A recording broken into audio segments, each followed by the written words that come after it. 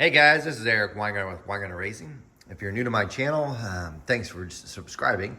In my channel, or what I do on my channel typically, is I do different cylinder heads. I flow them into a stat, but I also do a lot of dyno tests and a lot of different stuff.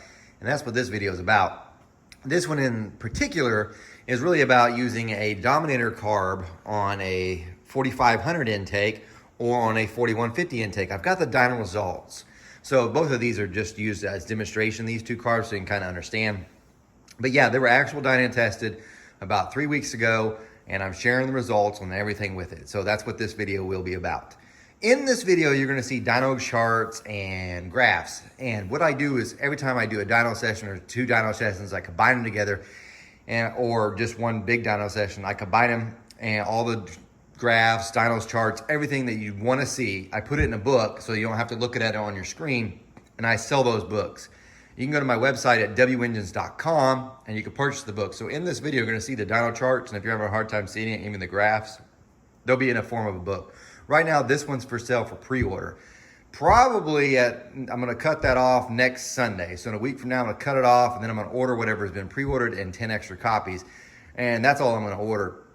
They are available for PDF for people that are outside the country, so you can get those. But that's what it is. You can also sign up on my website to be a channel member, and you're like, what's that? It seems like all you're doing is trying to sell me stuff. Really, it's just because it saves me for comments for answering it. But if you sign up for a channel membership, it's a great deal, because what happens is, if you were a channel member, when I dynoed these 3 weeks ago, I was actually sending the videos and the actual dyno sheets, dyno numbers, as I was running on the dyno. So once one got done, they got it. So this video is 3 weeks later. They got it that same day. They also got way more different stuff that comes out as well, and they get discounts on the books and whatnot. It's a great deal.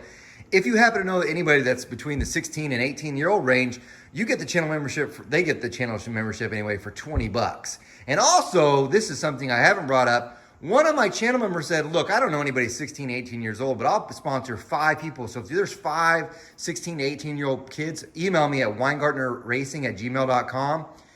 Someone's already going to pay for your membership. So for you, it'd be absolutely free. So you'd already get that stuff.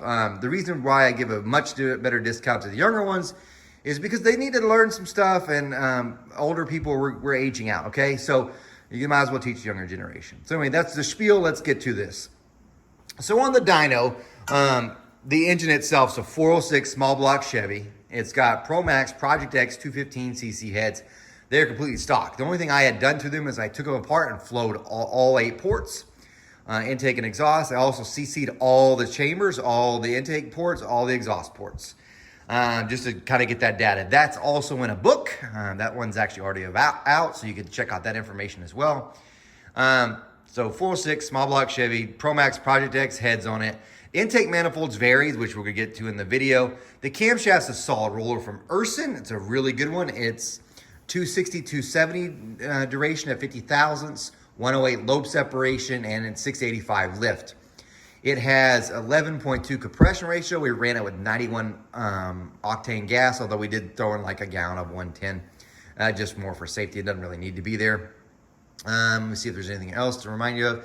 Scat rotating assembly in this deal. It also has a dart block, and that's just what we use for testing. So anyway, let's get to the video. So the intakes that were used that I'm going to talk about in this test were only these 2 intakes, and there's a reason for it. This intake's been in several of my videos if you watch, and there's many videos where I've showed the different intake manifolds. I actually did an old one versus a new one of this one, and you get to see the dyno results. Also the blending versus not blending, that's been in the separate video. But what this intake is, this is a Edelbrock, sorry, I always say it wrong, Edelbrock Victor Jr. This is the old one. Their new one did not do as well as this old one. This old one has been the best 4150 manifold that has been tested. And I have tested probably 16 different intake manifolds with a 4150 pad. And this one right here, this old style, it has beat them all. And I do mean everything. I mean, it has beat a Super Victor. It has beat a Super Victor 2. It has beat the Trick Flow R, all the Hurricanes, Holly 300-25, 300-110. It's just pretty much just beat everything. There's only been one intake manifold that's actually outdone it, and it's been a highly modified 2892 that accepts a Dominator. But as far as a 4150 flange intake, Nothing has beat this. I'm not talking even strictly peak power. It beats it everywhere else as well. This thing is, for whatever reason, and this has been on 2 different sets of heads now, because you go back, way back, probably the beginning of this year, you would see I was dynoing with a set of AFR Enforcer 195 heads. This intake was also the best. So anyway, that's the 4150 intake that was used. What I had done is, several viewers had said, why don't you try, and because the way it had been tested so far was, this is a 4150 carburetor, this one's just for demonstration, so is this one, just so you get an idea. What I've been doing is I've been testing a 1000 CFM race demon carburetor that was redone by Lightning Carburetors, or Mark Whitener. And I have an AFR 4-hole tapered spacer, and I've just been dynoing with that carburetor right on top of that 4150. And what several comments during the videos before had said, what you need to do, and it's much faster, is if you take a Dominator and you put an adapter on that, it will make more power. And I have to be completely honest, when I heard this, I thought, I don't see how any way that could be better and that it could make more power. Because if you look at a Dominator, this is a 1050, and the Dominator that was tested was also a 1050. So you had a 1000 CFM 4150, a 1050 Dominator. And in all fairness, if you look at the amount of airflow that the engine is actually requiring, meaning that this is only a 406, it's not using all 1000 CFM. So 50 more CFM shouldn't make any more power, because it's not even using all 1000 CFM.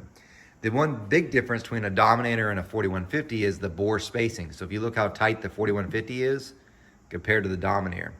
In my view, I thought, this is dumb, because what you have is this big old air opening, and then it necks down to this. I don't see how this is gonna make any more power. So I kind of just blew it off until somebody, one of my viewers, had said, I got some spacers to try. Do you want to try one? And I thought, well, I'll just give it a shot. So let me show you the spacers so you can kind of get an idea. So hope I had to explain that. Let me take this out of the way. Just gonna sit it down here for a second. Okay. Unfortunately, I don't have my AFR spacer to show you that I was using on here to start off with, but essentially it's like this. This is a 4-hole taper, and that's essentially what the AFR one looks like, except for one, it's plastic, and it has its cone here sticks out further. And it's a really nice piece compared to anything else. It's been fantastic. And that's how the 4150 carburetor was tested, just like that, 1 inch, and then that was on there. So there's your basic. Get to this one in just a minute. Here are our adapters. This one is an open. Essentially what it does is it sits on here, and it goes from this big opening of 4500 and necks down to my 4150, just like so. I thought, this is the way people said this thing is the ticket, you know, super stock guys or whatever said this was the better way to go, or whoever. This will make you go much faster. And so let's see what it does on power. Well, the guy that had brought this also brought this one. This is probably a very expensive spacer. It's from HVH. Essentially, it's this, but made into a 4-hole taper design. So it's kind of made into that. Let me show you. It necks down, but if you look underneath, it's got this nice taper where all the bores, see you got that cone inside, necks down. So it actually funnels down. It does the same thing, sits on top just like so, and your Dominator goes on top. And so I got to test that. And that's what was tested on this Victor Jr. Because this is the best Victor Jr., best 4150 manifold. Let's see if this makes any more power, because it's been really successful. So that was what was tested. I'm gonna show you those results in a minute, but I want to tell you about the other thing that was also tested. Because several people had said, well, wait a minute. What if you have a, give me a second, move this. What if you have a Dominator flange, which is what this one is, and you have a Dominator flange, what if you ran the 4150 carburetor on it? So another viewer had sent in this spacer. So this is a tapered spacer from HVH as well. Essentially what it does is you bolt this on here, and then you bolt your 4150 carburetor on. So instead of running a Dominator, you run a 4150. Remember, both are about the same. CFM doesn't actually make more or less power. Well, in this video, I'm gonna show you that result too, because I've got the dyno charts. So that's the visualization. Let's look at the actual dyno numbers and just show you what's happened. Sorry about my nose, allergies are driving me crazy. So here we have the Victor Jr. This is the AFR 1-inch open tapered spacer. These are the raw numbers. And you get to see the power. So peak power was 616 at 6,500, and peak torque came in at 546, and that's at 5,100. The next one that was tested, this one right here, is just this open spacer, which I've now buried. So this is the open spacer. And what we saw here now is we went from 616, it looks like. We dropped to 613. So it actually lost horsepower. Well, what about torque though? We have peak torque was at 547, we could say here before. And we're now 552, so it did pick up some torque. And I've got an overlay of these two, so give me a second, I'll show you that. I'm just doing the raw numbers real quick. But watch this. This HVH spacer was the last one thing I tested with that. This thing's the ticket, although it's way expensive. Now it did 622 horsepower, so that's the best horsepower period. 554 foot-pounds of torque. Now, as cool as this is, by the way, ignore the air-fuel ratio. I said this before in previous videos, but some of you might not understand. This air-fuel ratio that's on here is calculated.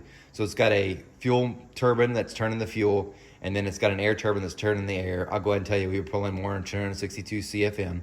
So one of the two things was acting up, and that's caused that air-fuel ratio to look wrong. It's calculated. This is not from an O2 sensor. The O2 sensor from every single one was the same. It didn't really vary between 12.9 and 13.1. So anyway, point is, you can ignore those. So anyway, 622 horsepower, 554 foot-pounds of torque. Yeah, it's making more, but the overlays are going to tell us. So let's take a look real quick.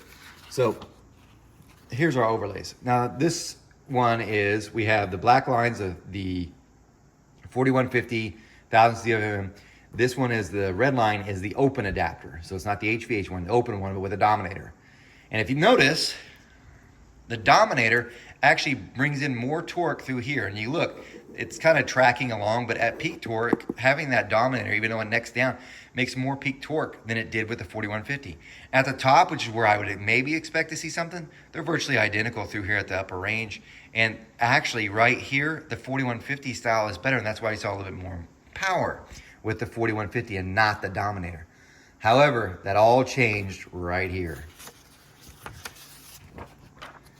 This is different. This red one's the HVH tapered spacer. That black one's the open spacer. Look how much more it added.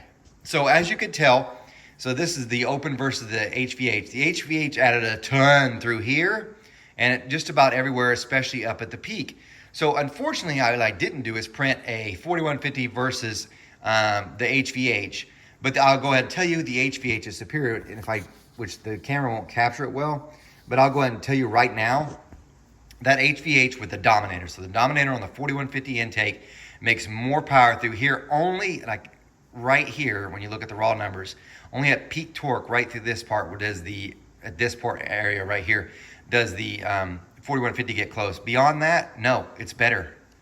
It's just better. So oddly enough, bolting a Dominator onto a 4150, if you just do the open spacer, it's pretty much almost a wash, just a few foot-pounds of torque better and a little bit less peak power. But when you use the HVH version, this thing, then it's more torque and horsepower, except for one little small area through the mid-range. So this thing, if you run a Dominator with the HVH on here, you will be faster at the track than you would have been with a 4150, which is strange. On the open spacer, it probably would have been a wash, which is weird. The power, the only thing you gained was a little bit more torque in the middle, but overall it was pretty much the same. But this spacer made up the difference having that Dominator on there. So there's one thing. So hopefully that gives you some idea. Did I think it would ever turn out that way? Absolutely not. I thought it was going to be a loss. It was actually going to lose power. So, but now to this. Now we got a 4500 intake. If you run it with a Dominator, so I'm running a 1000 CFM or 1050 Dominator, put the 1000 CFM carburetor on there with this.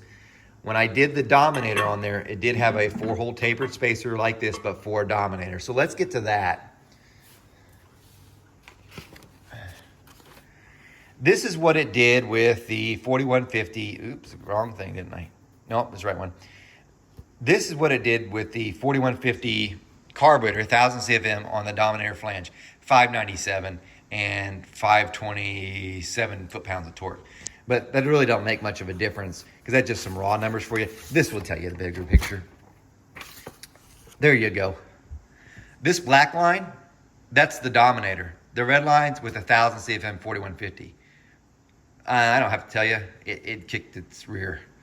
So on that intake here. So on your Super Victor that's made for a Dominator, running a 4150 of carburetor on there makes, even with a great spacer, made no more power anywhere. It wasn't better at all. In that case, this is a win-win. Having a Dominator on a 4-hole tapered spacer, you're making quite a bit more power. Look, you made 619. Let's see what this one actually did. 597. So it was worth 20 horsepower. 20. And then torque, we did 549. And let's see what it did before. And 527. So almost, you know, about 15 or so foot-pounds of torque. So yeah, it's definitely worth running a Dominator. And it doesn't really seem like it matters. You put a Dominator on a Dominator intake, it looks like it just makes more power. You put a Dominator on a 4150 with this spacer, it makes more power. So if you're looking at trying to figure out what to do, run a Dominator is what I'd say. They might say, well, why did it make more power though? I don't understand. Well, on this one, it's easy to understand, quite frankly. It has nothing to do with the CFM. It's where the bores are located. When they spread them out like that, that bore's now over here, not over here. So the air's not trying to make this turn, it's just coming out.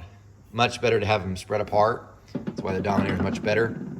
On this deal, I think because of this spacer, it's kind of forcing it to where it needed to be. I think that's why it made all the difference. The open one didn't seem to do it.